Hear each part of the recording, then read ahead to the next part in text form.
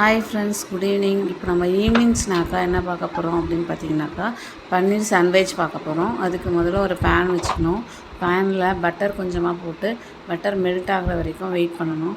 Butter நல்லா melt ஆனதுக்கப்புறம் தான் நம்ம என்ன பண்ணணும்னாக்கா நெக்ஸ்ட் ஐட்டத்தை போடணும். ஸோ இப்போ இந்த சாண்ட்விச் எப்போல்லாம் பண்ணி கொடுக்கலாம் அப்படின்னு பார்த்தீங்கன்னாக்கா, மார்னிங் பிரேக்ஃபாஸ்ட்டாகவும் பண்ணலாம். இல்லைன்னா ஈவினிங் ஸ்கூல் விட்டு வர பசங்களுக்கு சாண்ட்விச் கேட்பாங்க. நம்ம வெளியில் போய் வாங்கி தரதுக்கு பதிலாக நம்ம வீட்டிலையே பண்ணலாம். நெக்ஸ்ட்டு என்ன பண்ணோம், மெல்ட் ஆனதுக்கப்புறம் பட்டரை ஆனியனும் கார்லிக்கும் போட்டு நல்லா ஃபைனாக சாப் பண்ண ரெண்டுத்தையும் நல்லா போட்டு வதக்கணும். அடுத்தது என்ன பண்ணணும் அப்படின்னு பார்த்தீங்கன்னாக்கா, கொஞ்சமாக உப்பு அதையும் போட்டு நல்லா வதக்கணும். ஸோ ஈவினிங் ஸ்கூல் விட்டு வர பசங்களுக்கு இந்த மாதிரி நம்ம சாண்ட்விட்சு அதெல்லாம் பண்ணி கொடுத்தோம்னா அவங்களுக்கும் ஒரு வெளியில் சாப்பிட்ற ஃபுட்டை வீட்லேயே ஹெல்த்தியாக சாப்பிட்டா ஃபீல் கிடைக்கும். நமக்கும் ஒரு சாட்டிஸ்ஃபேக்ஷனாக இருக்கும், குழந்தைங்களுக்கு செஞ்சு கொடுத்தோம் ஒரு ஹெல்த்தியாக வீட்டிலேயே வெளியில் வாங்கி கொடுக்காம அப்படின்ற மாதிரி. இப்போது ஆனியனையும் கார்லிக்கையும் நல்லா வதக்கிக்கணும். ஸோ நல்லா வதங்கினதுக்கப்புறம் என்ன பண்ணணும் அப்படின்னு பார்த்தீங்கன்னாக்கா, சில்லி பவுடர், அப்புறம் கரம் மசாலா, அதுக்கப்புறம் மஞ்சப்பொடி, கொஞ்சமாக மஞ்சப்பொடி, இது மூணுத்தையும் போட்டு என்ன பண்ணணும்னா நல்லா வதக்கிக்கணும். அதுக்கப்புறம் சீரகப்பொடி, அப்புறம் என்ன அப்படின்னு பார்த்தீங்கன்னாக்கா, இதில் கிரேட்டட் பன்னீர் தான் மெயின். ஸோ கிரேட்டட் பன்னீரையும் அதில் போட்டுக்கணும். போட்டுட்டு நல்லா சாட்டே பண்ணணும்.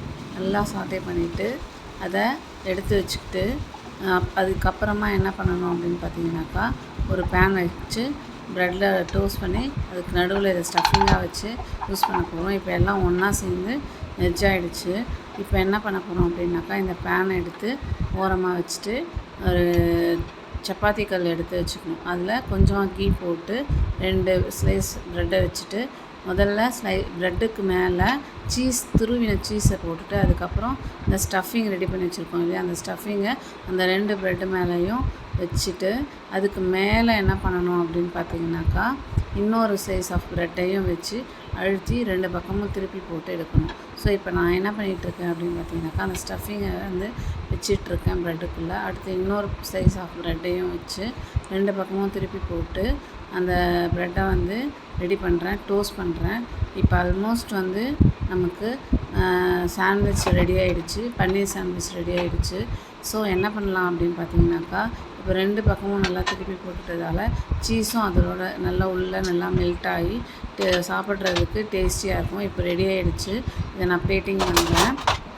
கூட கெச்சப் வச்சு சாப்பிட்டோம் அப்படின்னாக்கா ரொம்ப நல்லாயிருக்கும். இந்த மாதிரி நீங்களும் உங்கள் வீட்டில் ட்ரை பண்ணி பாருங்கள். ரொம்ப ஈஸியான ரெசிபி தான். பன்னீரும் அதுக்கப்புறம் ப்ரெட்டும் இருந்தால் போதும், நம்ம ஈஸியாக இதை வீட்டில் பண்ணிடலாம். தேங்க்ஸ் ஃபார் வாட்சிங்.